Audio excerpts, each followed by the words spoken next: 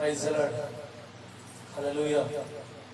ప్రభునందు ప్రియమైన దేవుని బిడ్డలారా, మీ అందరికీ ప్రభు అయిన యేసు క్రీస్తు నామమున బట్టి వందనాలు తెలుపుచున్నాను. రీతిగా ఈరోజు మదర్స్ డే కనుక తల్లులైన వారందరికీ మదర్స్ డే శుభాకాంక్షలు తెలియజేస్తూ ఉన్నాను. దేవునికి స్తోత్రం. ఈరోజు పరిశుద్ధ గ్రంథంలో నుండి కొన్ని మాటలు మనం ధ్యానం చేసుకుందాం. వాక్య పరిచయంలోనికి వెళ్లే ముందు సామెతల గ్రంథం 1వ అధ్యాయము 8-9 వచనములు మనం చదువుకొని వాక్యాన్ని ముందుకు తీసుకుని వెళ్దాం. నా కుమారుడా, నీ తండ్రి ఉపదేశము ఆలకింపుము, నీ తల్లి చెప్పు బోధను త్రోసివేయకుము. అవి నీ తలకు సొగసైన మాలికయు, నీ కంఠములకు హారములయుండును. దేవునికి స్తోత్రం. ప్రార్థన చేసుకుందాం.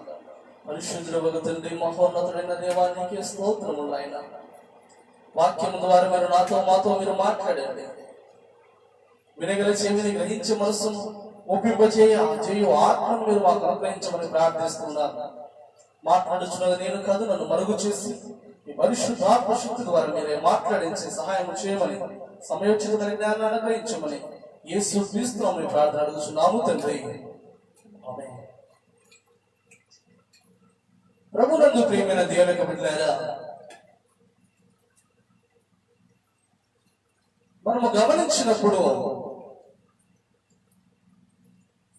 ఈ యొక్క మదర్స్ డే అన్నది డేస్ అంటే ఈ దినాలను మనము కొన్ని దినాలు ఆచరిస్తూ వస్తుంటాం. Mother's day, father's day, family day, environmental day, ఇట్లా మే డే, ఎన్నో రకాలుగా ఈ రోజులన్నీ కూడా ఎందుకు వస్తున్నాయి, ఎందుకు ఒక్కొక్క దానికి ఒక్కొక్క డేని ఎందుకు పెట్టుకుంటూ వచ్చారు అని అంటే మనము ఎంతగానో విచారించవలసినటువంటి సందర్భం. ఎందుకంటే ఒక డేను పెట్టుకొని ప్రత్యేకంగా ఆ డేను వాళ్ళ కొరకు కేటాయించడం అనేది జరుగుతా ఉంది. అంటే దాన్ని మనం గుర్తు చేసుకోవడానికి. అదే రీతిగా మదర్స్ డే అంటే తల్లులను కూడా మరచిపోయే దినాలు, తల్లులను కూడా విడిచిపెట్టేసే దినాలు, తల్లులను ఎంతగానో గాయపరిచి తల్లులను ఎంతగానో సంతోషము పెట్టకుండా వారిని విసర్జించి వారిని ఎక్కడో అనాథాశ్రయములలో, వృద్ధాశ్రములలో విడిచిపెట్టేసే రోజులు వచ్చాయి, వచ్చుచున్నాయి, అవి వచ్చే ఉన్నవి. అందుకే ఈ డేస్ ను జరుపుకుంటూ వస్తూ ఉన్నారు. నిజమే కదా. ఈరోజు ప్రేమ లేని వారి అంటే పిల్లలైన వారికి తల్లిదండ్రుల మీద ఎనలేని ప్రేమ ఉప్పొంగిపోతుంది. ఎప్పటి నుండి? 8వ తేదీ అర్ధరాత్రి 12 గంటల నుండి 9వ తేదీ అర్ధరాత్రి 12 గంటల వరకు. అంటే ఈ ప్రేమ పొంగిపోయేది ఈ సమయంలో మాత్రమే. ఇంకా మిగిలిన సమయంలో వారు ఎలా ఉన్నా పట్టించుకోరు, ఏమైపోయినా పట్టించుకోరు, వారి ఆరోగ్యం ఎలా ఉందో చూసుకోరు. అంటే అందరి గురించి చెప్పడం లేదండి, అందరి గురించి అంటున్నారని మీరు నా మీద కోప్పడకండి. కానీ అందరూ కాదు, కొందరు. ఆ కొందరైనా సరే, ఆ కొందరి తల్లిదండ్రులైనా సరే బాధపడుతూ ఉంటారు కదా. ఆ బాధను వ్యక్తపరుస్తున్నారు అంతే, తప్పుగా అనుకోదండి. అందుకే ప్రేమ దేవుని బిడ్డలారా, పరిశుద్ధ గ్రంథమైనటువంటి బైబిల్ ఏమని చెప్తూ ఉన్నదంటే, దానికంటే ముందుగా మన దేశంలో స్త్రీని గౌరవించాలి. స్త్రీని గౌరవించడం మన దేశం యొక్క సంప్రదాయం. నిజమే, స్త్రీ గౌరవించబడాలి. ఎక్కడైతే స్త్రీ గౌరవించబడుతుందో అక్కడ సుఖ సంతోషాలు, ఆనందము విరచిల్లుతాయి అని మన నమ్మకం. మన విశ్వాసం నిజమే, స్త్రీ గౌరవించబడాలి. పరిశుద్ధ గ్రంథమైన బైబిల్ కూడా అదే చెబుతుంది. స్త్రీకి ఎంతగానో ప్రాముఖ్యతనిచ్చింది. జ్ఞానవంతురాలు తన ఇల్లు కట్టుకును, మూఢురాలు తన చేతులతో తన ఇల్లు పెరికి వేసుకును.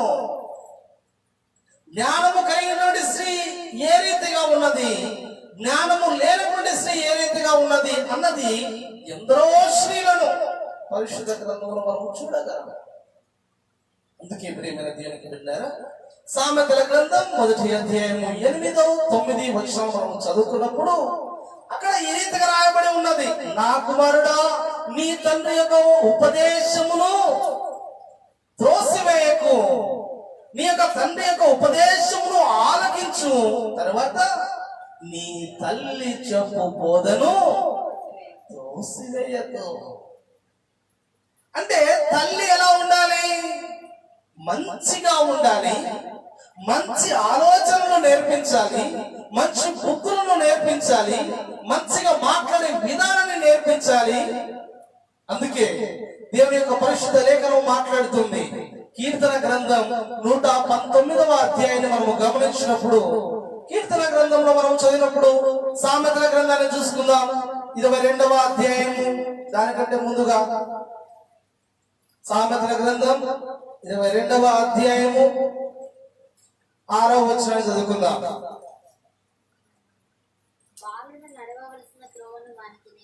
బాలుడు నడవవలసిన త్రోవను వానికి నేర్పుము, వాడు పెద్దవాడినప్పుడు దాని నుంచి తొలగిపోడు. దేవునికి స్తోత్రం. బాలుడికి నేర్పించవలసిన వారు ఎవరు? తల్లిదండ్రులు. అంటే ఫస్ట్ టీచర్స్ ఎవరంటే పిల్లలకి తల్లిదండ్రులే. అదే రీతిగా పరిశుద్ధ గ్రంథములో కూడా ఒక ఉత్తమమైన తల్లి ఉన్నది, ఒక ఉత్తమమైన స్త్రీ ఉన్నది. స్త్రీ అనే కంటే కూడా అమ్మ అని మనం చెప్పుకోవచ్చు. ఉత్తమమైన తల్లి, ద బెస్ట్ మదర్ ఒక స్త్రీ ఉన్నది. చాలా మంది ఉన్నారు, ఒకరే కాదు, చాలా మంది ఉన్నారు. అందులో మనం ఈరోజు ఒకరిని ధ్యానం చేసుకుందాం, ఒకరి గురించి తెలుసుకుందాం. 1 తిమోతి 2వ తిమోతి 1వ అధ్యాయము 3 నుంచి 5 దాకా మనం చదువుకుందాం. అపోస్తలుడైన పౌలు తిమోతికి రాసినటువంటి 2వ పత్రిక 1వ అధ్యాయము 3 నుంచి 5 దాకా చదువుకున్నప్పుడు అక్కడ మనకు ఒక స్త్రీ కనిపిస్తుంది. ఆ స్త్రీ పరిస్థితి ఏంటి అన్నది మనం ఈరోజు కాస్త వివరంగా తెలుసుకుందాం. 2వ తిమోతి 1వ అధ్యాయము 3, 5. నా ప్రార్థనలు యందు ఎడతెగక నిన్ను జ్ఞాపకము చేసుకొనుచు, నీ కన్నీళ్లను తలుచుకుని నాకు సంపూర్ణ ఆనందము కలుగుటకై నిన్ను చూడవలనన్న రేయం పగళ్ళు అపేక్షించుచున్నాను. నీ యందున్న నిష్కపటమైన విశ్వాసము జ్ఞాపకం చేసుకుని నా పితృాచార ప్రకారము నిర్మలమైన మనస్సాక్షితో నేను సేవించుచున్న దేవుని ఎడల కృతజ్ఞుడనై ఉన్నాను. ఆ విశ్వాసము మొదట నీ అవ్వ అయిన లోయలోను నీ తల్లి అయిన యూనికేలోను వసించెను. అది నీ యందు సహా వసించుచున్నదని నేను రుడిగా నమ్ముచున్నాను. దేవునికి స్తోత్రం. ఈరోజు మనము తెలుసుకోబోయే స్త్రీ పేరు యూనికే. ఏం పేరు?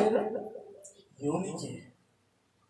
ఈ స్త్రీ ఎవరు అంటే, ఈ స్త్రీ ఒక యూదురాలు. అపోస్తల కార్యములు 16వ అధ్యాయం మనం చదువుకున్నప్పుడు అక్కడ కనిపిస్తుంది. అపోస్తల కార్యములు 16వ అధ్యాయము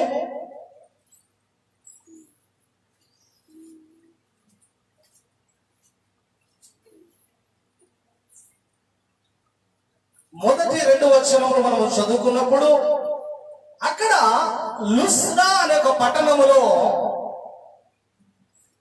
యూనికే అనే ఒక స్త్రీ మనకు కనబడుతూ ఉన్నది. ఈ యొక్క తిమోతి ఎవరు అంటే లుస్త్రాలోను యూనికేలోను ఉన్నటువంటి అందరిలో మంచి పేరు కలిగినటువంటి వాడు ఈ తిమోతి. తిమోతి యొక్క తల్లి పేరు యూనికే. ఈ యూనికే ఏమని చెప్తూ ఉన్నదంటే ఈమె ఒక యూదురాలు. ఈమె భర్త పేరు పరిశుద్ధ గ్రంథములో లిఖించబడలేదు, కానీ ఆమె భర్త ఎవరు అంటే గ్రీసు దేశస్థుడు రాయబడి ఉన్నది. భర్త గ్రీసు దేశస్థుడు, ఈ యూనికే మాత్రము యూదురాలు. యూదులు అందరూ కూడా క్రైస్తవులు కాదండి. యూదులలో చాలా మంది యేసుక్రీస్తును రక్షకుడు అని, యేసుక్రీస్తు నిజమైన దేవుడు అని ఎరగక చాలా మంది కూడా ఉన్నారు నేటికి కూడా. కానీ యూదులలో కొందరు యేసుక్రీస్తును మన పాపముల నుండి మనల్ని రక్షించడానికి వచ్చినటువంటి మెస్సయ్య, ఈయన కొరకే అనేకమైన ప్రవచనములు ఉన్నాయి, ఆ ప్రవచనములను నెరవేర్చిన వాడు ఈయననే కదా అని విశ్వసించిన వారందరూ కూడా క్రైస్తవులుగా ఉన్నారు. ఈ క్రైస్తవులైనటువంటి వారిలో ఈ యూదురాలైనటువంటి స్త్రీ ఈమె కూడా ఉన్నది. క్రీస్తును నమ్ముకొని, క్రీస్తును పూజిస్తూ, క్రీస్తును ఆరాధించే వారందరూ కూడా క్రైస్తవులు. ఈ యూనికే యూదురాలైన ఈమె యేసుక్రీస్తును తన స్వంత రక్షకుడుగా అంగీకరించి ఉన్నటువంటి ఈ యూనికే ఏం చేస్తూ ఉన్నదంటే తన భర్త గ్రీసు దేశస్థుడు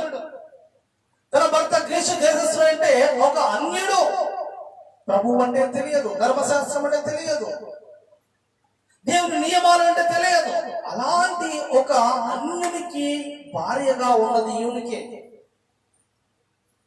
ఏం చేస్తూ ఉన్నదంటే యూనికే తల్లి ఎవరంటే లోయి. ఈ యూనికే తల్లి ఎలా ఉన్నదంటే నీకు భక్తుడైనటువంటి పౌలు మాట్లాడుతూ ఉన్నాడు, నా కుమారుడైన తిమోతి, నీవు నిష్కపటమైన విశ్వాసము కలిగినటువంటి వ్యక్తిగా నువ్వు ఉన్నావంటే, ఇతని పరిచర్యలో ఉన్నావంటే, ఇతని కష్టములోను నష్టములోను నీవు నాతో పాటు కలిసి నడుస్తున్నావంటే, చెదరని విశ్వాసముతో అంచలంచినటువంటి పట్టుదలతో నీవు ఈరోజు జీవించి, ఈరోజు నివసించి, ఈరోజు నిలబడ్డావు అంటే దానికి కారణం ఏంటంటే ఈ భక్తి నీది కాదు, ఈ విశ్వాసము నీది కాదు. ఈ విశ్వాసము మొట్టమొదట ఎవరికి ఉన్నదంటే నీ అవ్వ అయిన లోయలోను, నీ తల్లి అయిన యూనికేలోను ఎట్టి విశ్వాసాన్ని నేను కలిగి ఉన్నాను అని మాట్లాడుతూ ఉన్నాడు. దేవునికి స్తోత్రం. దేవునికి బిడ్డలారా, ఈ యూనికే ఎలా ఉన్నదంటే మొట్టమొదట మనం గమనించినప్పుడు యూనికేలో ఉన్నటువంటి లక్షణాలను మనం గమనిద్దాం. మొదటగా యూనికే నిష్కపటమైన విశ్వాసము కలిగి ఉన్నది. నిష్కపటమైనటువంటి విశ్వాసాన్ని కలిగి ఉన్నది. ఇక మనం చదువుకుంటాం యూనికే యొక్క స్థితి. 5వ వచనాన్ని గమనించినప్పుడు ఆ విశ్వాసము మొదట నీ అవ్వైన లోయలోను నీ తల్లి అయిన యూనికేలోను వసించెను. అంటే ఈమెలో ఏమిన్నది? నీ యందున్న నిష్కపటమైన విశ్వాసమును జ్ఞాపకము చేసుకొని. అంటే ఈ యూనికే మొట్టమొదటగా నిష్కపటమైనటువంటి హృదయము కలిగి ఉన్నది. విశ్వాసములో కపటము లేకుండా ఉన్నది. నిష్కపటమైనటువంటి విశ్వాసాన్ని కలిగి ఉన్నటువంటి స్త్రీ యూనికే. దేవుడన్నా, దేవుని సేవకులన్నా, దేవుని యొక్క పరిచర్య అన్నా, దేవుని యొక్క పిలుపు అన్నా, దేవుని యొక్క వాగ్దానం అన్నా ఈమె విశ్వసించేది. ఒక నమ్మకం కలిగినటువంటి స్త్రీ. అలాంటి స్త్రీ ఏం చేస్తూ ఉన్నదంటే తన కుమారునికి నేర్పిస్తుంది, తన కుమారునికి చెప్తూ ఉన్నది, నిష్కపటమైనటువంటి హృదయము కలిగి ఉండాలి. తన ఆత్మీయ తండ్రి అయినటువంటి, తన ఆత్మీయ గురువు అయినటువంటి, ఆత్మీయతలో నడిపించడానికి ఒక గురువు అయినటువంటి వాడు ఉన్నటువంటి ఈ గురువు చెప్తూ ఉన్నాడు. తన ఆత్మీయ కుమారుని గురించి బోధిస్తూ ఉన్నాడు. నా కుమారుడైన తిమోతి, నీవు ఈరోజు నిష్కపటమైనటువంటి విశ్వాసాన్ని కలిగి ఉన్నావంటే అది నీది కాదు. ఆ విశ్వాసము నీది కాదు.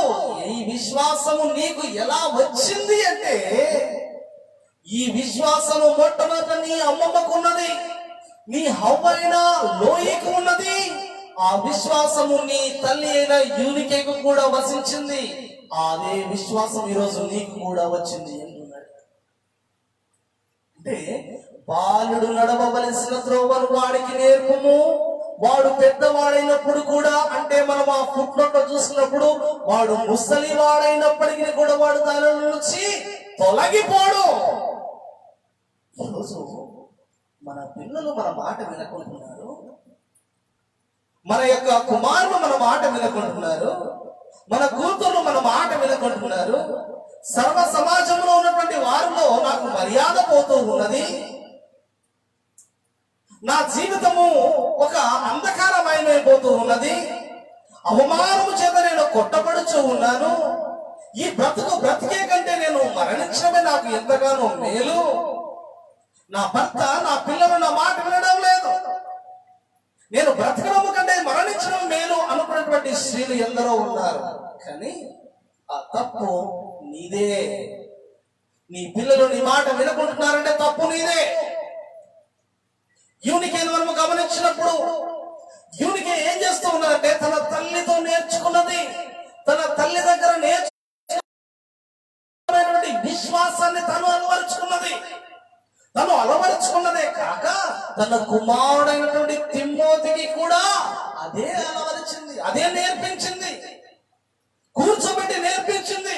విశ్వాసం అంటే ఏంటి, నిరీక్షణ అంటే ఏంటి, పట్టుదల అంటే ఏమిటి, ఎలా విశ్వాసం కలిగి ఉండాలా, ఒకసారి విశ్వసిస్తే చెరిగిపోని విశ్వాసాన్ని కలిగి ఉండాలా అని తన కుమారునికి నేర్పిస్తుంది. అందుకే తన యొక్క గురువు మాట్లాడుతూ ఉన్నాడు. తిమోతి యొక్క గురువు ఉన్నాడు.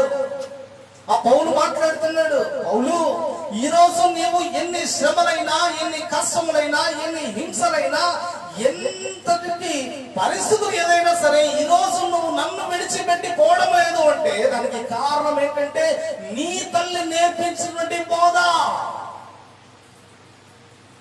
నీ తల్లి నేర్పించినటువంటి ఆ యొక్క చిన్నప్పటి నుంచి నీకు నేర్పించింది కదా, ఆ యొక్క బుద్ధి, వివేకాన్ని, జ్ఞానాన్ని నేర్పించినప్పుడు అది నీ తల్లిలో ఉన్నది. నీ తల్లిలో గమనించాను, ఆమె తల్లిలో నేను గమనించాను, అదే నీకు వచ్చింది. ఈరోజు మనం అనుకుంటా, నా పిల్లలు నా మాట వినాలి, తర్వాత నేను చెప్పిన మాట వినాలి, నేను చెప్పింది వారు చేయాలి. చాలా మంది తల్లులు ఎంతగానో బాధపడుతూ ఉంటారు. మాకైతే డబ్బు ఉంది, ఎంతగానో మంచి బిల్డింగ్స్ ఉన్నాయి, మంచిగానే మా జీవితం సెటిల్ అయింది, కానీ మా పిల్లలు సరైన జీవితంలో లేరు. నా కుమారుడు త్రాగుబోతు అయిపోయాడు, నా కుమారుడు వ్యభిచారి అయిపోయాడు, నా కుమారుడు చూడగాడయ్యాడు, నా కుమారుడు వాడికి లేని అలవాట్లు ఏమీ లేవు. ఏ టయానికి వెళ్తాడో, ఏ టయానికి వస్తాడో తెలియదు. అడిగితే మేము అతన్ని ప్రశ్నిస్తే అతడు మా మీద తిరగబడి మమ్మల్ని కొట్టేటువంటి స్థితిలో ఉన్నది. ఈ స్థితి ఎందుకు దాపరిచిందంటారు?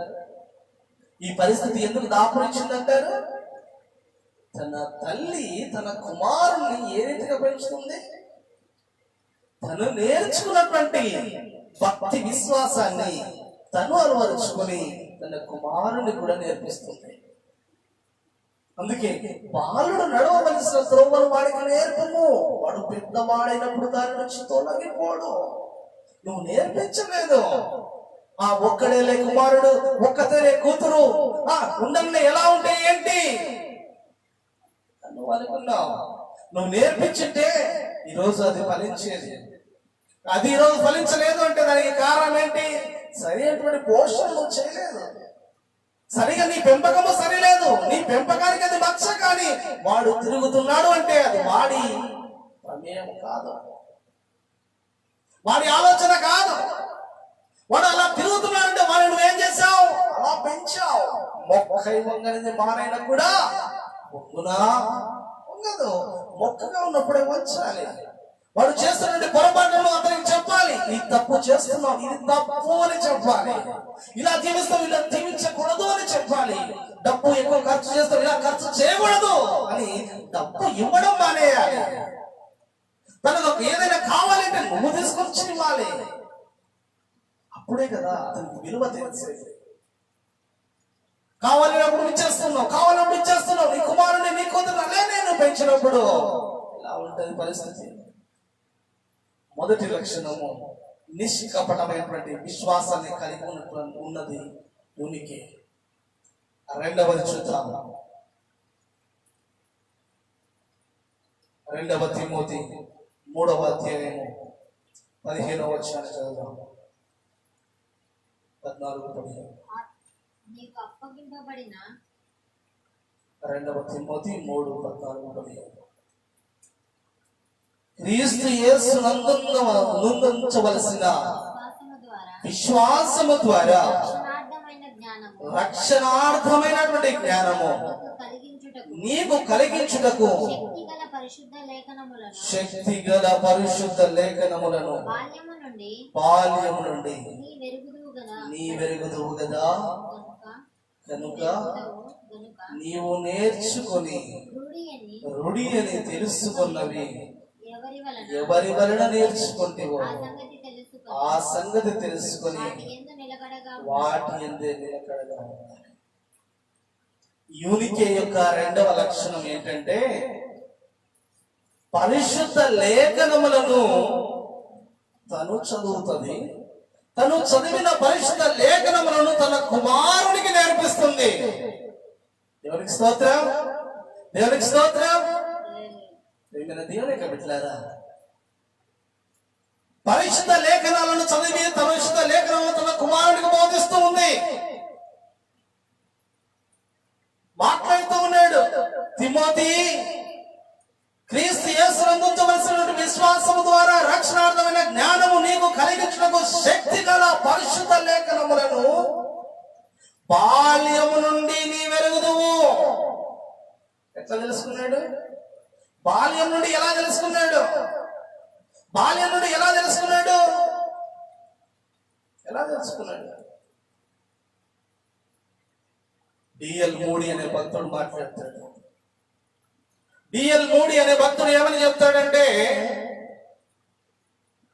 నాలాంటి తల్లి ప్రతి ఒక్కరికి ఉంటే ఈరోజు ఈ దేశంలోనే కానీ ప్రపంచంలో కానీ జైళ్ళు ఉండవు అంటాడు. ఏమంటాడు? డిఎల్ మూడి అనే గొప్ప దైవజనుడు ఏమని మాట్లాడతాడంటే, నాకు ఉన్నటువంటి తల్లి ప్రతి ఒక్క కుమారునికి కూడా ఉంటే ఈ దేశంలో గాని ప్రపంచంలో గాని చెరసాలలు, జైళ్ళు, కారాగారాలు అనేవి ఉండేవి కాదు అని మాట్లాడతాడు. అదే రీతిగా థామస్ ఆల్వా ఎడిసన్ అనే శాస్త్రవేత్త తన చిన్నప్పుడు ఎలా ఉండేవాడంటే, జ్ఞానము లేనటువంటి వాడిగాను, తెలివి లేనటువంటి వాడిగాను, బుద్ధి లేనటువంటి వాడిగాను ఉండేవాడు. ఏం జరిగిందంటే, తను బాల్యంలో ఉన్నాడు. బాల్యంలో ఉన్నప్పుడు ఆ స్కూల్కి పంపించేది వాళ్ళ తల్లి. స్కూల్ పంపించేటప్పుడు స్కూల్లో ఉన్నటువంటి టీచర్స్ ఏం చేశారంటే సర్టిఫై చేసేసారు. ఇతనికి మేము ఎంతగా చదువు చెప్పినా కానీ ఇతనికి చదువు ఎక్కడము లేదు, ఇతనికి మతి మరుపు ఉన్నది, ఇతనికి ఏది నేర్చుకున్నా కానీ ఇతను గుర్తుంచుకోలేడు, కనుక ఇతడు చదువుకు పనికిరాడు, దేనికి కూడా ఇతను పనికిరాడు అని ఒక లెటర్ రాసి ఆ లెటర్ ఈ యొక్క థామస్ ఆల్వా ఎడిసన్ తో ఈ థామస్ చేతిలో పెట్టి ఆ లెటర్ను ఇది మీ ఇంటికి వెళ్ళి మీ అమ్మకు ఇవ్వు. కనుక మీరేం చేస్తారంటే ఈ రోజు నుంచి మీ కుమారుని స్కూల్ కు పంపించొద్దండి. ఇతని వలన ఏ ఉపయోగము కూడా లేదు. కనుక ఈ పిల్లవాడిని మేము చదివించలేము, మేము ఈ పిల్లవానికి చదువు చెప్పలేము.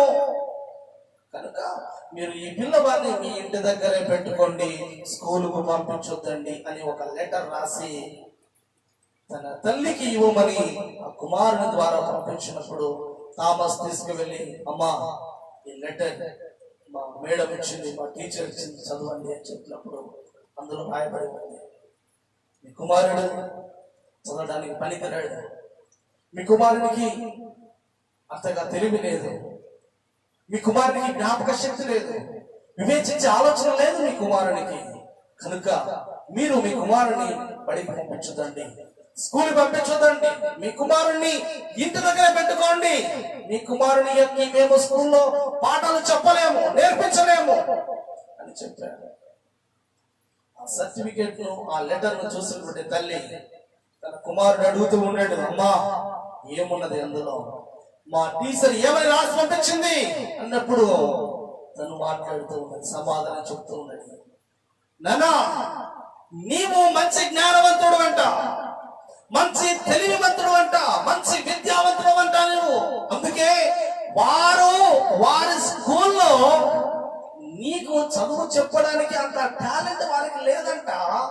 అందుకు నీకున్నటువంటి జ్ఞానాన్ని బట్టి నువ్వు ఇంట్లోనే ఉండి చదువుకోవాలి అంట. నీకు చదువు చెప్పేంత జ్ఞానం వారికి లేదంట. అందుకు వారు ఏం చేశారంటే, మీ పిల్లవాడి యొక్క జ్ఞానానికి మేము సరిపోవడం లేదు కాబట్టి మీ పిల్లవాడిని ఇంట్లోనే పెట్టుకొని మీరే చదువు నేర్పించండి అని అన్నారు. ఈ మాటలు అంటున్న ప్రియ సహోదరి సహోదరుడా, మీ పిల్లవాడికి కన్ను చూపు సరిగా లేదు, మీ వారి యొక్క దృష్టి సరిగా లేదు, కనుక మేము ఇక మీకు చదువు చెప్పించలేము నీ కుమారునికి, మీరు ఇంటి దగ్గర పెట్టుకోండి అన్నప్పుడు ఈ యొక్క తల్లి తన కుమారుణ్ణి తీర్చిదిద్దింది. ఏ రీతిగా తీర్చిదిద్దిందంటే, ఒక బల్బును కనిపెట్టాడు. తను పెద్దవాడయ్యాడు, పెరిగాడు, దేవుడి దగ్గర విద్యా బుద్ధులు నేర్చుకున్నాడు. థామస్ ఆల్వా ఎడిసన్ అంటే ఒక క్రైస్తవునిగా మనం గమనిస్తాం. క్రైస్తవ శాస్త్రవేత్తలను గమనించినప్పుడు ఆ యొక్క పట్టికలో థామస్ ఆల్వా ఎడిసన్ మనకు కనిపిస్తాడు. ఆమె ఏం చేస్తుంది, తన తల్లి తనకు విద్యా బుద్ధులు నేర్పించింది, తన తల్లి తను నేర్చుకునే విధానాన్ని నేర్పించింది. ఆమె నేర్చుకుంటూ అతనికి నేర్పిస్తుంది. అదే రీతిగా అతను నేర్చుకున్నాడు, పెరిగాడు, పెద్దవాడైపోయాడు. ఏమైపోయాడంటే, ఈ లోకము అంధకారముగా ఉన్నది, ఈ లోకము చీకటిమయమై ఉన్నది. పగలైతే వెలుగు ఉంటున్నది కానీ రాత్రి అయ్యేసరికి చీకటైపోతుంది. కనుక చీకటిని కూడా చీల్చే విధముగా నేను ఒక వెలుగును తయారు చేయాలి, ఒక దీపాన్ని, నేను ఒక లైట్ ను నేను కనుగొనాలి అని ఒక తపస్సు చేశాడు. ఒక మాదిరిగా ఆయన ఉండి ఏం చేశాడంటే, దీక్షతో అతడు కూర్చొని అతడు ఎన్నో ప్రయోగములను చేసి చివరిగా అతడు ఒక బల్బును కనిపెట్టాడు. ఈ రోజు మనము చీకట్లో కూడా ఆ బల్బు వేసుకొని మనము ఎంతో ధైర్యముగా చీకట్లో కూడా వెళ్ళగలుగుతున్నామంటే, రాత్రి కాలం ఈ వెలుతురులో మనం కూర్చుంటున్నామంటే దానికి కారణం ఎవరు? వెలుగును మనకు ప్రసాదించడానికి ఎవరు ఉన్నారు? Thomas Alva Edison. దేవునికి స్తోత్రం. అందుకే మాట్లాడుతూ ఉన్నాడు, నీవు ఎట్టి వివేచన జ్ఞానంలో కలిగి ఉన్నావంటే, నీవు ఎట్టి ఆలోచన విధానాన్ని కలిగి ఉన్నావంటే, అది నీకు నీ బాల్యంలో నువ్వు నేర్చుకున్నావు. ఎవరి దగ్గర నీవు నేర్చుకున్నావో ఆ యొక్క విద్యా బుద్ధులను, ఆ యొక్క జ్ఞానములను, ఆ పరిశుద్ధ లేఖనములను నేర్చుకున్న నీవు వాటి నుంచి తప్పవద్దు, వాటి నుంచి తొలగిపోవద్దు, వాటి నుంచి కుడికి కానీ ఎడమ కన్ను తొలగిపోవద్దు అని మాట్లాడతాడు. అందుకే మనం గమనించినప్పుడు, నీవు తొలగిపోయే స్థితిలో ఉన్నావా, నీవు తప్పిపోయే స్థితిలో ఉన్నావా, నీవు త్రొట్టెలిపోయే స్థితిలో ఉన్నావా, వాక్యం ఏది హెచ్చరిస్తూ ఉంది. యవ్వనులు తప్పక త్రొట్టెలెదరు. యవ్వనులు తప్పక త్రొట్టెలెదరు.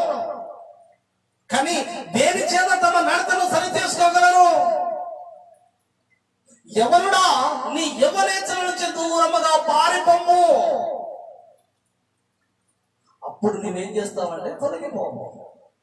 నీవు దేవుని యొక్క పరిశుద్ధ గ్రంథమైన లేఖనాలను చదివినప్పుడు, అందుకే అది రాశారు కదా, రక్షణార్థమైన జ్ఞానము నీకు కలిగించుటకు శక్తి గల పరిశుద్ధ లేఖనములను బాల్యము నుండి మెరుగుదువు.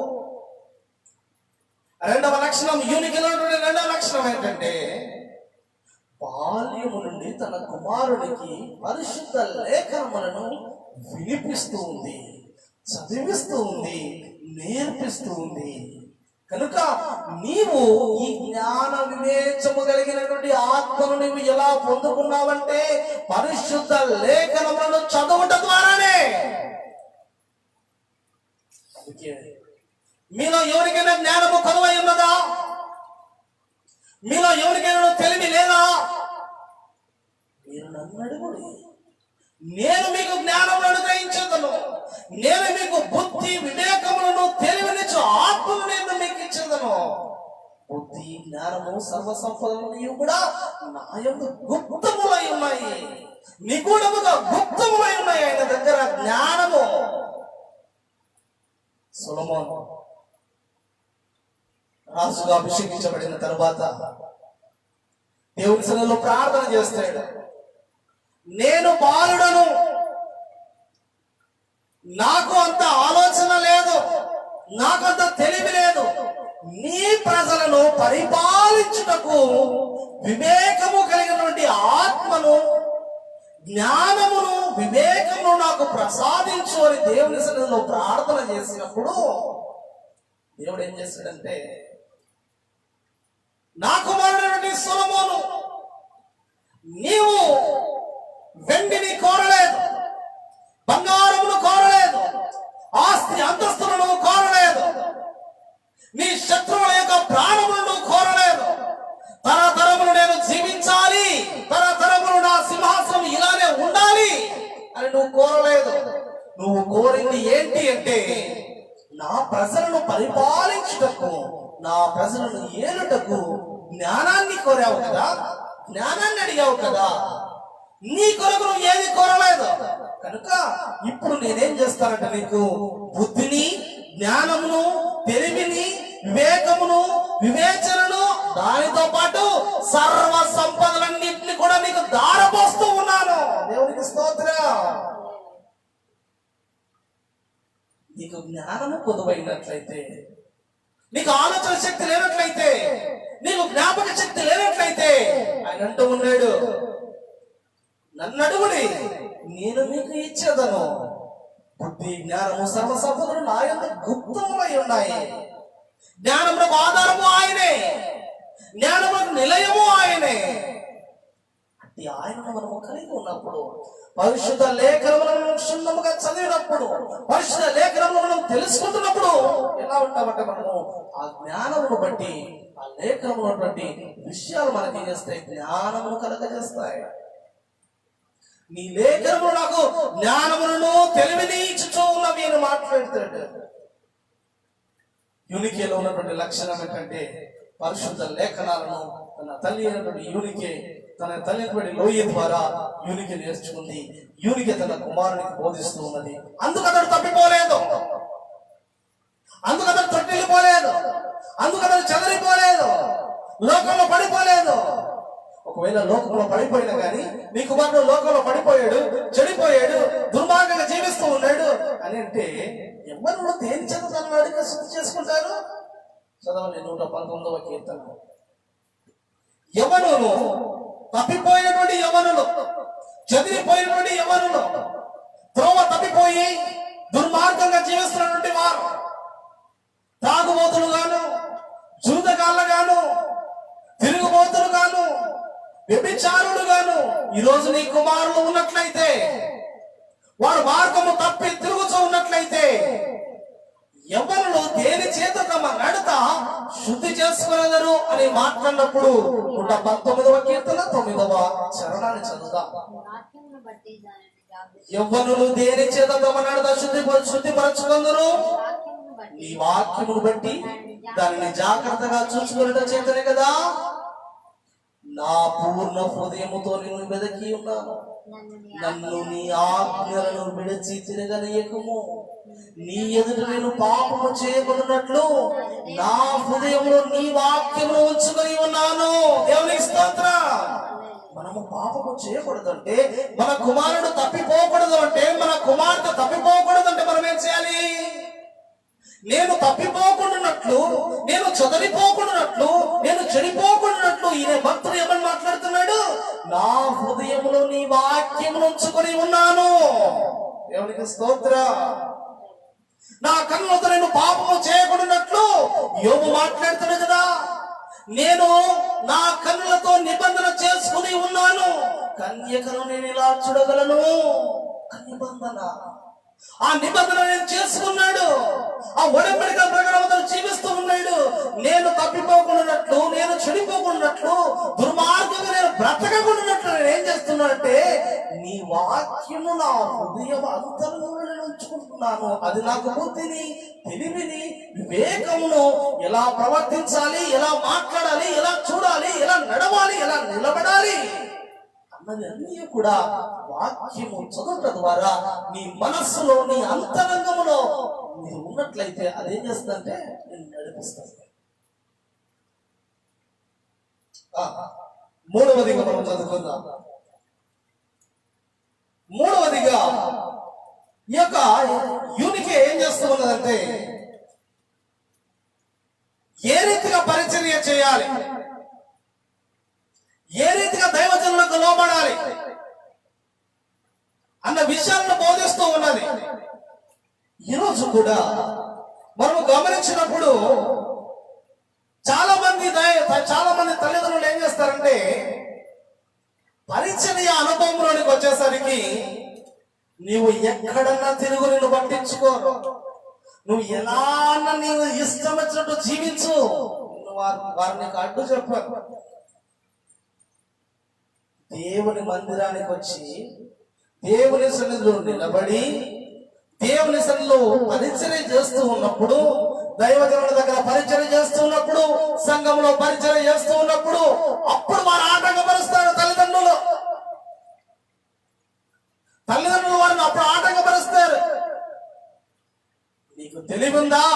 నీకు బుద్ధి ఉందా? నీకు ఆలోచన చేసే విధానం ఉందా? నీకు అక్కడ పోయి పని చేస్తావు, వాళ్ళ దగ్గర పని చేస్తావు. వాళ్ళ దగ్గర చేస్తే నీకేమొస్తుంది? బయట ఏదో పని చేస్తే నువ్వు ఏదో అవసరం, ఎలా అన్నది నువ్వు నాకు అనవసరం. కానీ అక్కడ వెళ్ళి నువ్వు పని చేస్తే మా ఇమేజ్ కి డ్యామేజ్ అవుతుంది అనుకునే వాళ్ళు ఎందరో ఉన్నారు.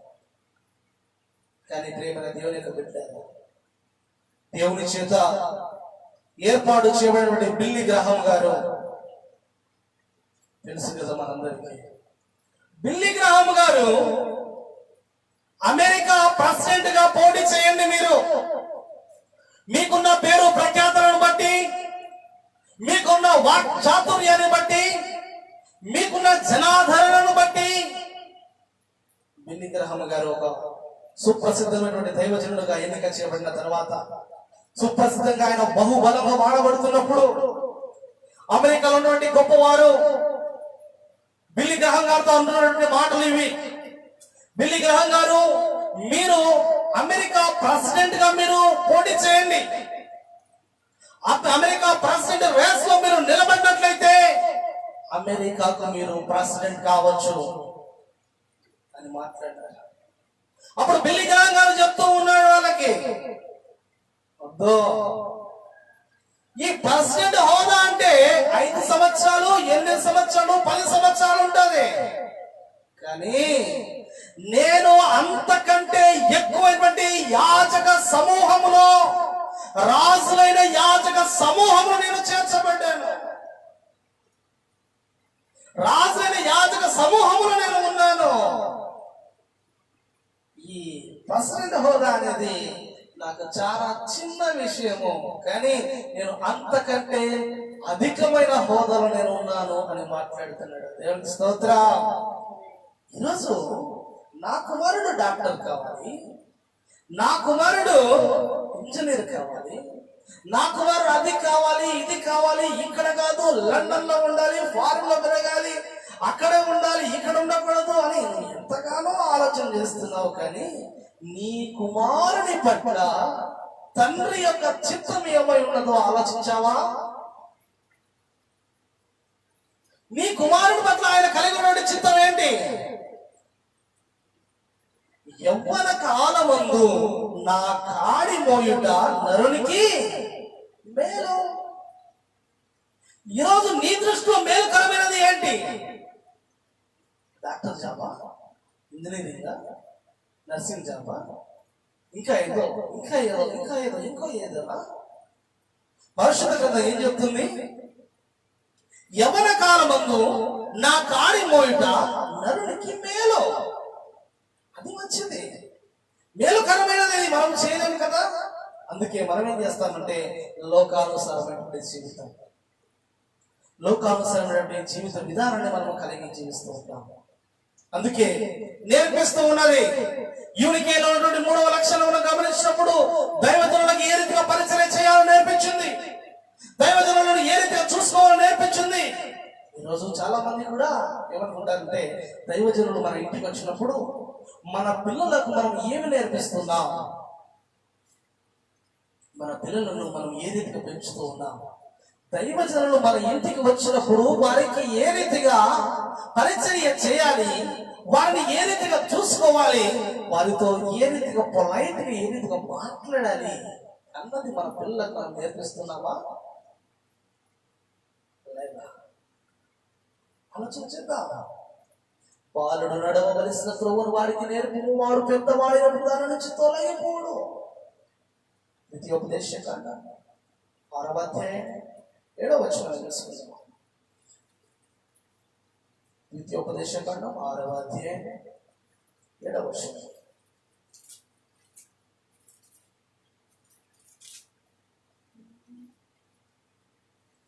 నీవు నీ కుమారులకు వాటిని అభ్యసింపజేసి నీ ఇంట కూర్చుండినప్పుడు త్రోవలో నడుచున్నప్పుడు పండుకొనున్నప్పుడు లేచినప్పుడు వాటిని గురించి మాటలాడవలెను. సూచనగా వాటిని నీ చేతికి కట్టుకోవాలి. అవి నీ కన్నుల నడుమ మా పాసికము వలె ఉండవలెను. నీ ఇంటి ద్వార బంధముల మీదను నీ గౌనల మీదను వాటిని రాయవలెను.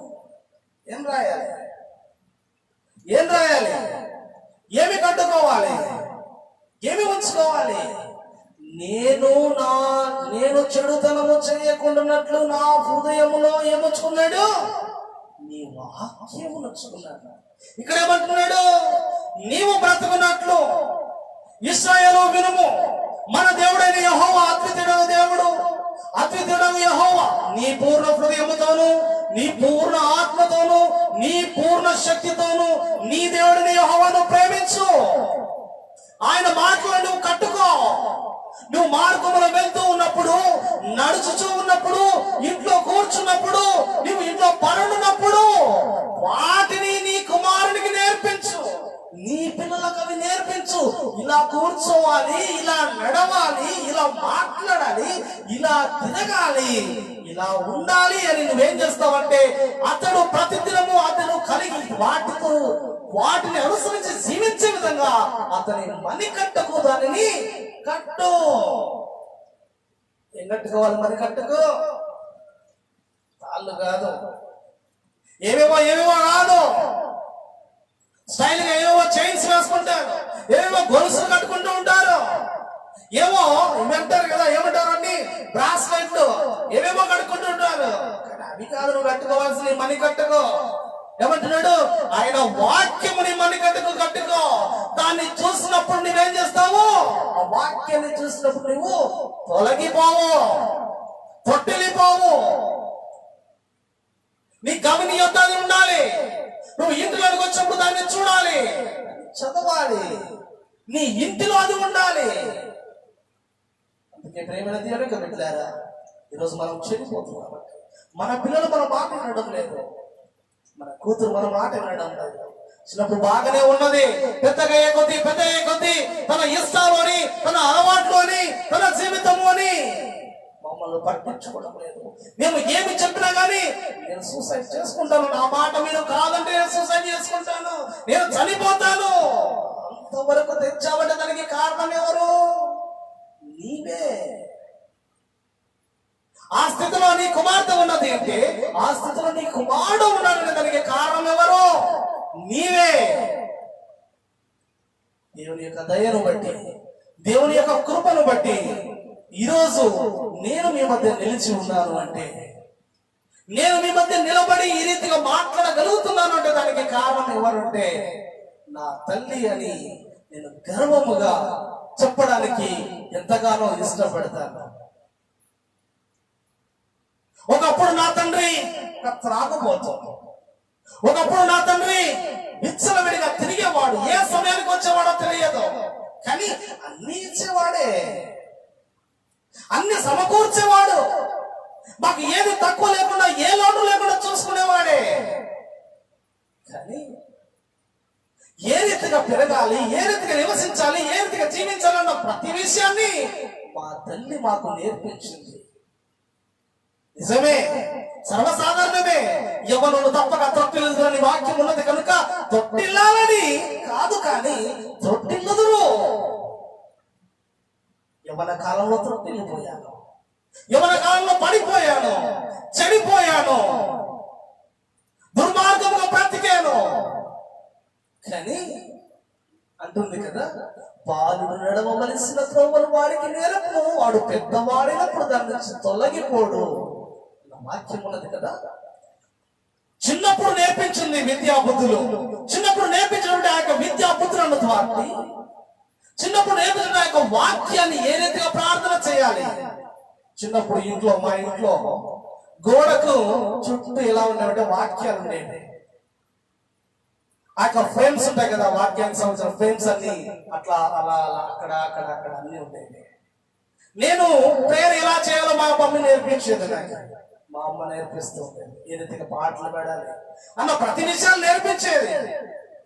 నన్ను ప్రతి దినము క్రమము తప్పకుండా మందిరానికి తీసుకుని వెళ్ళి అక్కడ ఏ రీతిగా పరిచయం చేయాలి, దైవజనులను ఏ రీతిగా చూసుకోవాలి, వారికి ఎలా మర్యాద ఇవ్వాలి,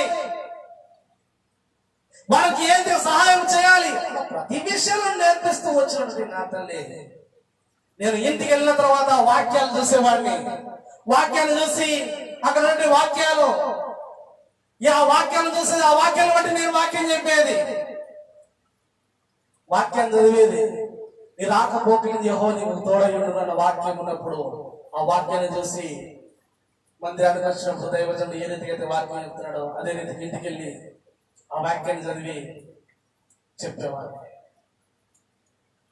ఒక వాక్యం ఉండేది మా ఇంట్లో, ఇదిగో నీ కొరకు నేను ప్రాణత్యాగం చేశాను, నీ కొరకు నీ యొక్క నా రక్తము ద్వారా నేను కొన్నాను, నీవు నా కోసం ఏం చేస్తున్నావు అనేది ఒక ఫ్రేమ్ ఉండేది. ఆ ఫ్రేమ్ లో చూసేది, ఎంతగానో మాట్లాడేది. ఈరోజు దేవుడు నీకోసం మరణించాడు, నీకోసం చనిపోయాడు, నీకోసం రక్తం కార్చాడు, నీవేం చేస్తున్నావు అని ఆ రోజు నా తల్లి నాకు నేర్పించినటువంటి మాటలే ఈ రోజు నేను పడిపోయినా, చెడిపోయినా, నిష్ప్రయోజనముగా మారిపోయినా నేను మరలా దేవుడి వైపు తిరగడానికి, ఈ రీతిగా మీ మధ్యలో నిలబడడానికి, ఈ రీతిగా వాక్యము చెప్పడానికి, ఈ రీతిగా నా సాక్ష్యాన్ని పంచుకోవడానికి కారణం ఏమిటి అంటే, పడిపోయిన నా జీవితాన్ని కట్టింది వాక్యం, పడిపోయిన నా జీవితాన్ని మార్చింది ఆయన వాక్యం. ఆయన వాక్యము ద్వారానే వెలుగు కలిగింది నా హృదయములో, ఆయన వాక్యము ద్వారానే నాకు జీవము కలిగింది, ఆయన వాక్యము ద్వారానే నా పాపములకు క్షమాపణ దొరికింది. ఆ నామము ద్వారానే రక్షణ, ఆ నామము ద్వారానే విడుదల, ఆ నామము ద్వారానే అనేకము కూడా ఆ నామము ద్వారానే జరుగుతూ ఉన్నాయి. ఆ నామమే ప్రభువైనటువంటి యేసు క్రీస్తు అనే నామము ద్వారా సమస్తములు జరుగుతూ ఉన్నాయి. ఈరోజు పాపినైన నన్ను, దుర్మార్గుడైనటువంటి నన్ను, నీచుడైనటువంటి నన్ను దేవుడు తన సంకల్పము చొప్పున అనాది కాలంలో ఏర్పరచుకుని ఉన్నాడు. ఆయన సంకల్పం చొప్పున నా ఇష్ట ప్రకారం నేను తిరిగాను, ఎన్నో జాబ్స్ చేశాను, ఎక్కడెక్కడో తిరిగాను, ఏదేదో చేయాలి అని, బిజినెస్ చేయాలి అని, ఎంతగానో ఎన్నెన్నో ఆలోచనల ద్వారా తిరిగినటువంటి నా జీవితాన్ని దేవుడు మార్చుకున్నాడు. ఈరోజు మీ మధ్యన నిలబెట్టాడు. అందుకు నా తల్లికి నేను ఎంతగానో కృతజ్ఞతడనై ఉన్నాను. నా దేవునికి ఎంతగానో రుణస్థుడనై ఉన్నాను. దేవునికి స్తోత్రం. నన్ను ప్రేమను దేవునికి పెట్టారా. చివరిగా యూనికే అంటే గెలచినది, యూనికే అంటే గెలుపు, జయించినది, గెలచినది అని అర్థం. యూనికే అనే పదానికి గెలచినది, ఏం గెలిచింది? తన కుమారుని గెలిచింది, తన భర్తను జయించింది, లోకాన్ని జయించింది, లోకముల స్థితులను జయించింది, తన యొక్క ఆర్థిక పరిస్థితులను జయించింది, లోకముల వాటన్నిటికీ వ్యతిరేకముగానే పోరాడి తన కుమారుని దేవుని సముఖములో నిలబెట్టుకున్నది. అందుకే తన పేరు మీద ఈరోజు 2 పత్రికలు రాయబడి ఉన్నాయి. అపోస్తలుడైనటువంటి పౌలు తిమోతికి రాసినటువంటి మొదటి పత్రిక, 2వ పత్రిక అని 2 పత్రికలు ఆ తిమోతి పేరు మీద ఉన్నాయి. ఈరోజు నీవు కలిగినటువంటి ఈ విశ్వాసం అనేది ఈరోజు నీది కాదు తిమోతి. ఆ విశ్వాసం అనేది నీది కాదు, ఈ ప్రణాళిక అనేది నీది కాదు. ఎవరిదంటే ఆ రోజు నీ హవ్వ అయినటువంటి లోయలో నుండి, నీ తల్లి నుండి, యూనికేల నుండి నీకును కూడా అది వసించి ఉన్నది. ఏంటంటే నిష్కపటమైనటువంటి విశ్వాసం. పరిశుద్ధ లేఖనాలను బాల్యము నుండి నేర్చుకుంటా, తర్వాత పరిచర్యలు ఏదైతే జీవించాలి అన్న విషయాలన్నింటినీ కూడా దేవుడు క్షుణ్ణంగా మాట్లాడాడు మనతో కోసం. అందుకే ఉత్తమమైనటువంటి తల్లి కన్నటువంటి లక్షణాలు లాంటి యూనికేలా ఉన్నాయి. ప్రియ సహోదరి, ప్రియ తల్లి, ప్రియ అమ్మ, ఈరోజు మన జీవితాలను మార్చుకుందాం. మన యొక్క ఆలోచన విధానాన్ని మార్చుకుందాం.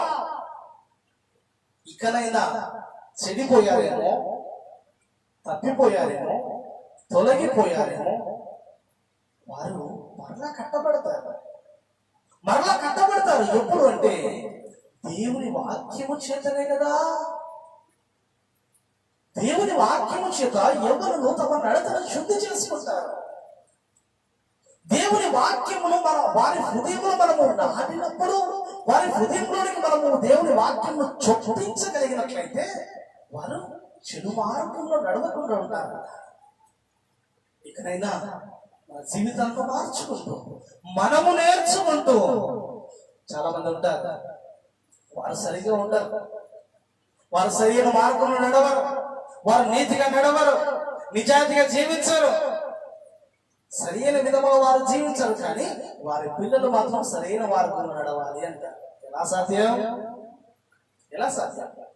సాధ్యం కాదా? నువ్వు నేర్చుకొని నాకు చెప్పు అంటారు.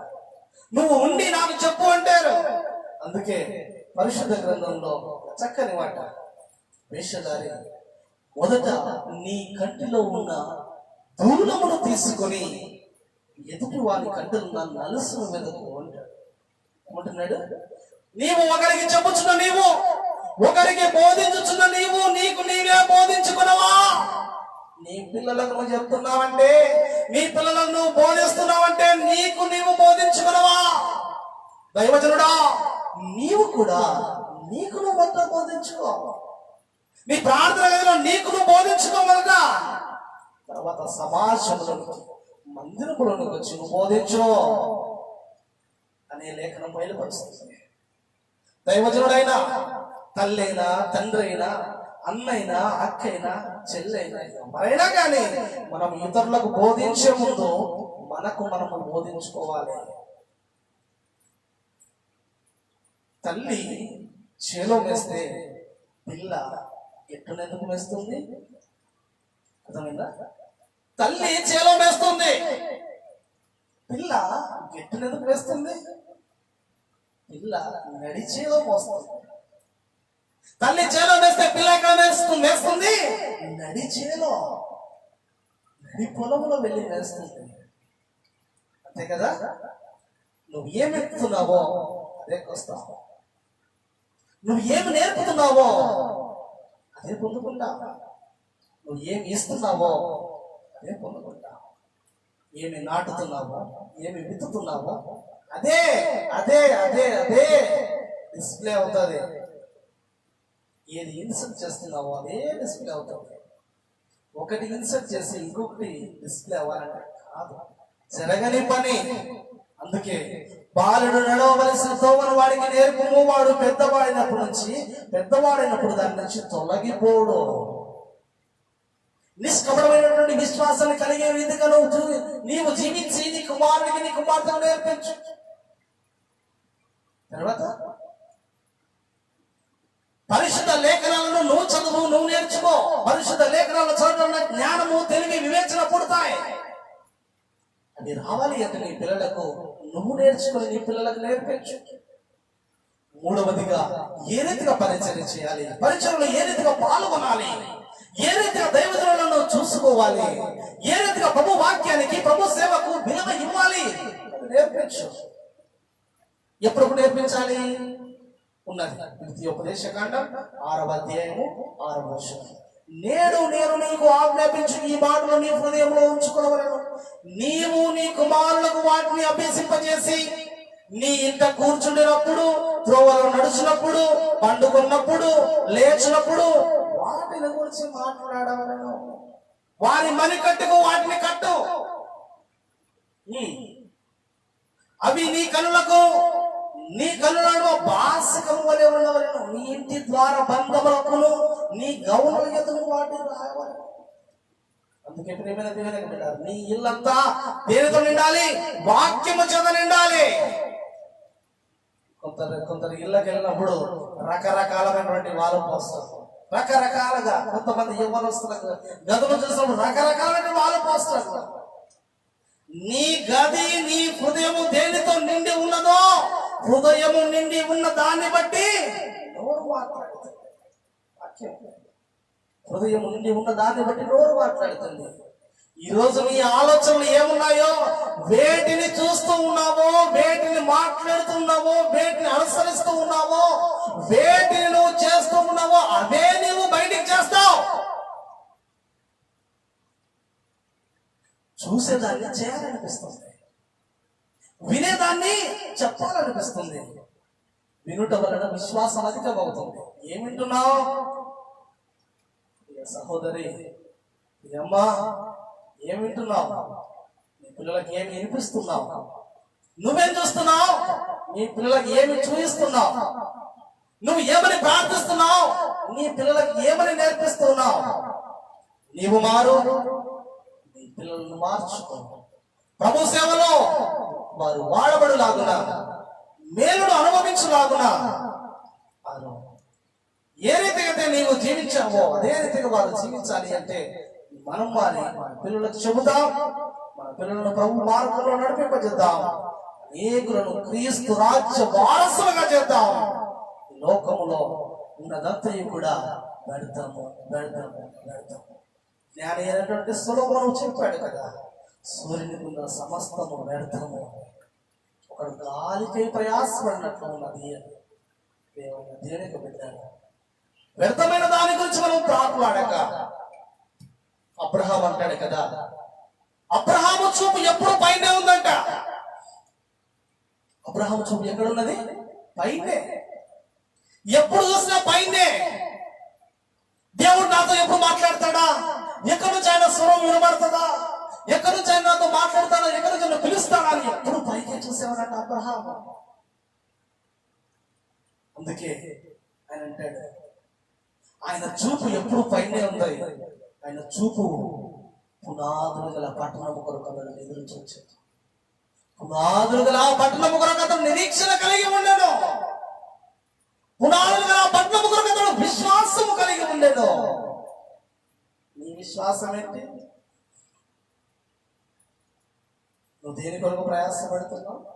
దేని కొరకు కష్టపడుతున్నావు? దేని కొరకు ఆరాటపడుతున్నావు? ఇదంతయు కూడా గతించిపోవను. ఆయన మాటే, ఆయన వాక్యమే స్థిరముగా నిలబడుతుంది. అది కృపా ధన్యత దేవుడు నీకు నాకు మనందరికీ అనుగ్రహించి ఆయన వాక్యము ద్వారా మనం హెచ్చరింపబడతాం. ఆయన వాక్యము ద్వారా మనం అనేకమైన విషయాలు నేర్చుకుందాం. అతి కృపా ధన్యత దేవుడు నీకు నాకు మనందరికీ అనుగ్రహించుగాక. ఆమేన్. ఇది వాక్యము దేవుడు దీవించి ఆశీర్వదించుగాక. ఆమేన్.